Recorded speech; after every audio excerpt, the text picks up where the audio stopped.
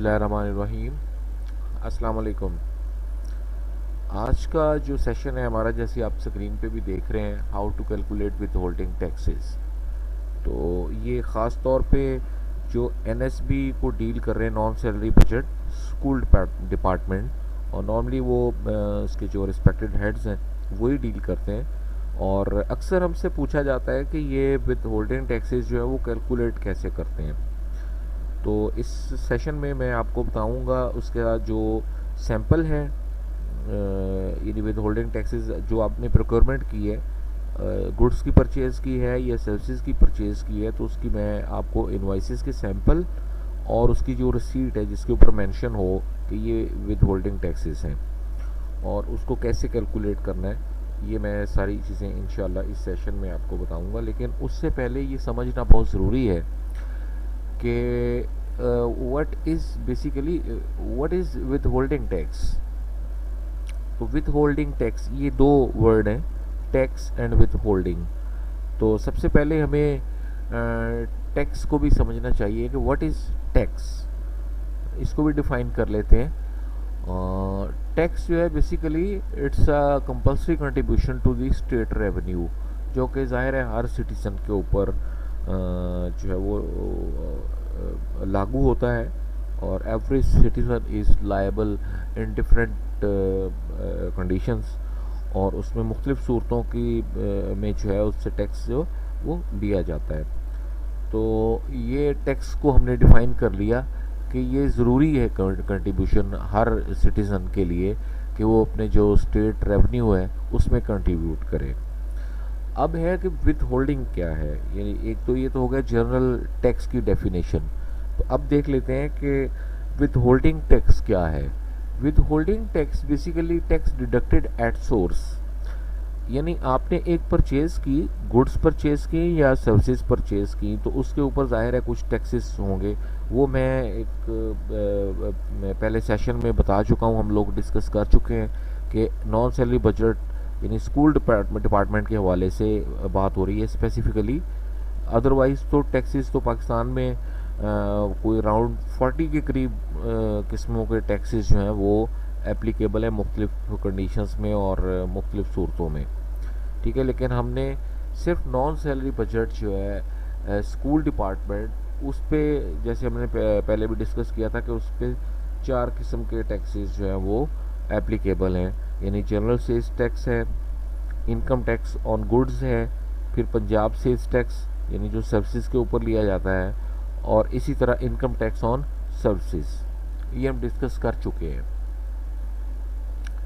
तो यही जो टैक्सेस आपके डिस्प्ले हो रहे होंगे वहाँ पे इनवॉइस के ऊपर, अगर आपने सर्विसेज ली हैं या कोई परचेज़ की है, प्रोक्योरमेंट आपने ऑफ गुड्स, दोनों सूरतों में जो टैक्स बनेगा ये सारे के सारे जो है ये विद होल्डिंग टैक्स हैं। विद होल्डिंग का मतलब है कि बायर जो है वो टैक्स को डिडक्ट कर लेगा, वो मेन जो टोटल ग्रॉस अमाउंट बनेगी उसकी टैक्सेस समेत किसी भी परचेज़ की, प्रोक्योरमेंट की, वो उसको पे नहीं करेगा, बल्कि उसके ये जो टैक्सेस होंगे वो डिडक्ट कर लेगा, वो होल्ड कर लेगा अपने पास, विद होल्ड कर लेगा, इसी को विद होल्डिंग टैक्स कहते हैं।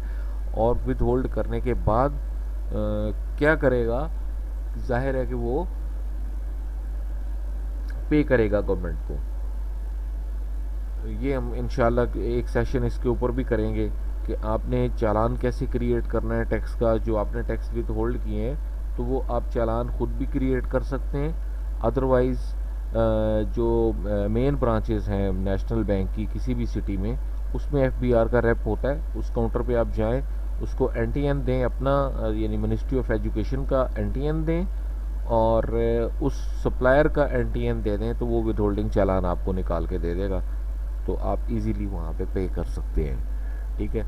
इसी तरह विद होल्डिंग एजेंट है, बायर जो है ये स्कूल डिपार्टमेंट है in behalf of ministry of education, ये विद होल्डिंग एजेंट होगा जो टैक्स को डिडक्ट कर रहा है, जो विद होल्ड कर रहा है। जितने भी टैक्सेस बनेंगे, मैं आगे इंशाल्लाह आपको भी सैंपल दिखाता हूँ कि जितने जितने भी जो भी टैक्सेस बने होंगे वो बेसिकली आपने जब विद होल्ड कर लेने हैं तो वो विद होल्डिंग टैक्सेस में आ जाएंगे, ठीक है। और जाहिर है उसको डिडक्ट करने का ज़िम्मेदार जो है वो स्कूल है, बायर है, या मिनिस्ट्री ऑफ एजुकेशन के बिहाफ पे, तो वही विद होल्डिंग एजेंट है और वो डिपॉजिट करवाने का भी जिम्मेदार है। ये ऑब्लिगेशन बायर की है कि वो जो टैक्सेस बनेंगे आपकी प्रोक्योरमेंट के ऊपर, चाहे वो गुड्स की परचेज़ है या सर्विसेज की परचेज़ है, जितने भी टैक्सेस हैं वो बायर जो है वो पे करेगा, except GST, general sales tax. वो यानी 100% नहीं होगा, उसका 20% होगा। बाकी सारे के सारे टैक्सेस जितने भी बनेंगे 100% टैक्सेस वो विद होल्डिंग टैक्स हो जाएंगे, यानी डिडक्ट करने के बाद, और वो डिपॉजिट करवाएगा स्कूल डिपार्टमेंट जो है, जो बायर है। क्योंकि नॉर्मली देखा गया है कि इसके ऊपर बहुत सारी रिजर्वेशन होती हैं और बहुत सारी मुश्किलात भी आ जाती हैं बाज़ औक़ात जब आप विद होल्ड नहीं करते प्रैक्टिकली। तो आपने प्रैक्टिकली विद होल्ड भी करने हैं और आपने डिपॉजिट भी करवाने हैं, क्योंकि बाज़ औक़ात ऐसा होता है कि आप वो जो सप्लायर है, जब आप उसको पूरी चेक के ऊपर आप पूरी अमाउंट दे देते हैं उसको, तो वो फिर आप उसके रेमो करम पे चले जाते हैं कि वो कब टैक्स जमा करवाता है और आपको सीपीआर यानी कंप्यूटराइज पेमेंट रिसीट देता है, तो उसकी जो रिटर्न है। तो बेहतर ये है कि आप इस परेशानी से बचने के लिए आप खुद डिपॉजिट करवाएं। भले उससे सप्लायर से आप डिमांड भी कर सकते हैं कि जी हमें चालान दे दें, वो निकाल देंगे चालान आपको और आप खुद जाके पे कर देंगे। ठीक है, ये अब एक इनवाइस है जिसमें मुख्तलिफ बिल्स हैं, यानी एक से ज़ायद बिल भी हो सकते हैं।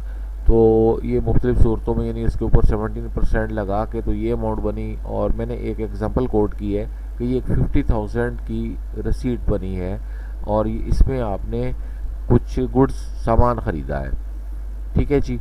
इसी तरह एक आपने सर्विसेज ली हैं 20,000 की, जिसमें 16% जो है वो पंजाब से टैक्स लगा हुआ है, और इनकम टैक्स जो है वो ज़ाहिर है इस रिसीट के ऊपर नहीं होता, वो बाद में हम लगाएंगे। मैं आपको बता देता हूँ कि वो कैसे होगा। ठीक है जी। ये अगर आप देखें, ये मैंने एक सैंपल है इसकी जो रिसीट है, तो इसको हम डिस्कस कर लेते हैं। देखिए, आपने 50,000 की जो है वो गुड्स परचेज़ की हैं और 20,000 की आपने सर्विसेज ली हैं, तो टोटल 70,000 आपका हो गया इंक्लूडिंग टैक्सेस। ठीक है। अब इसके ऊपर 7265 रुपये जीएसटी बना था, जनरल सेल्स टैक्स। ठीक है जी। ये देखें, ये इनवॉइस के ऊपर जो है वो 7265 रुपये टैक्स बना हुआ है। जो टोटल आपने बिलिंग हुई है आपकी 2 या 3 या 4 बिल जितने भी थे, तो टोटल 50,000 में आपके 7265 जो है वो टैक्स बना था, जीएसटी, जनरल सेल्स टैक्स। ठीक है जी। अब आपने करना क्या है कि इसका जो जीएसटी 7265 बना है, इसका 20% आपने डिडक्ट करना है, बाकी वो सप्लायर को चला जाएगा। ठीक है जी। तो ये 7265 का अगर 20% निकालें तो ये बन जाता है जी 1453। कैलकुलेट कर लेते हैं, यानी ये अगर 7265 है तो इसको कैलकुलेट करना है तो वेरी सिंपल, आप मल्टीप्लाई बाय 20 करें, 20 और परसेंटेज, ये 1453 आ गया। ठीक है जी। और अगर आपके पास समटाइम ये होता है कि आपके पास जो है वो कैलकुलेटर दूसरा है जी, उसमें परसेंट का जो है वो आपके पास आइकॉन नहीं है, यानी ऑप्शन नहीं है, तो उसका भी बड़ा सिंपल तरीका है कि 7265 multiplied by 20 and divided by 100। ठीक है जी। तो वो आपका निकल आएगा, यानी इसको अगर हम तकसीम 100 कर देंगे तो वो आपका 20% निकल आएगा। ठीक है जी। ये हम परसेंट को ऐसे कर देते तो ये 1453 आ जाएगा। ठीक है। इसी तरह आपका नेक्स्ट जो है वो इनकम टैक्स है ऑन परचेज ऑफ गुड्स। ठीक है। ये 2250 आया। 2250 कैसे आया, ये देखिए, आपकी 50,000 थी गुड्स की परचेज, तो 50,000 ग्रॉस अमाउंट यानी इंक्लूडिंग जीएसटी, ये 50,000 रुपया बना था। तो अब ग्रॉस अमाउंट के ऊपर इनकम टैक्स लगता है हमेशा। तो अगर हम ये करें जी, 50,000 है और इसका 4.5% रेट है, ये हम पूरा एक सेशन पहले कर चुके हैं रेट्स जो हैं टैक्सेस के जो रेट्स हैं वो हम डिस्कस कर चुके हैं बड़ी डिटेल के साथ। ठीक है जी, तो ये आ जाएगा 4.5%, ये 2250 हो जाएगा, ये लिख दिया जी 2250। इसी तरह पंजाब सेल्स टैक्स ये 2759 रुपये बना था 20,000 के ऊपर, वो मैंने आपको इनवाइस दिखा दी। ये देखें सर्विसेज की जो इनवाइस है ये टोटल 20,000 बनी है, तो 20,000 में आपके 2759 रुपये जो है वो पीएसटी बना है, तो ये पीएसटी आपने लिख देना है। ठीक है जी, और इसी तरह इसके ऊपर 10% इनकम टैक्स है, तो वो 10% आप भी उसी तरीके से आप कैलकुलेट कर लेंगे। 20,000 का 10% जो है वो 2,000 रुपये बनता है। ठीक है जी, ये देखें 20,000 मल्टीप्लाइड बाय 10 और इसका आप परसेंट निकालें तो ये 2,000 रुपया बन गया। ठीक है, अब जो इम्पोर्टेंट बात है समझने वाली वो ये कि आपने ये देखें हमने रेट लिख दिए हैं। ठीक है जी, जनरल सेल्स टैक्स टोटल तो बना था 7265, लेकिन उसमें हमने 20% विद होल्ड करना था, तो ये हमने डिडक्टेड लिख दिया 20%। ठीक है जी, यानी जीएसटी का 20% ये बना। Income tax on purchase of goods ये भी डिडक्ट हो गया और ये 100% होगा, यानी पूरे का पूरा जितना 2250 बना है तो 2250 ही आपने विथ होल्ड कर लेना है। इसी तरह पंजाब सेल्स टैक्स है, ये भी 100% 2759 बना है, तो वो भी आपने पूरा डिडक्ट कर लेना है and same will be deposited. और इसी तरह income tax on purchase of services ये 2000 बना है, ये 100% है। तो ये चारों जो आपके टैक्सेस हैं विद जिसके ऊपर ये सामने डिडक्टेड लिखा हुआ है, यानी जीएसटी का 20% और अदर टैक्सेस 100%, आपने इनको जमा करके तो टोटल अमाउंट में से ग्रॉस अमाउंट आपकी 70,000 बनी है जो आपने सप्लाईज ली हैं अभी।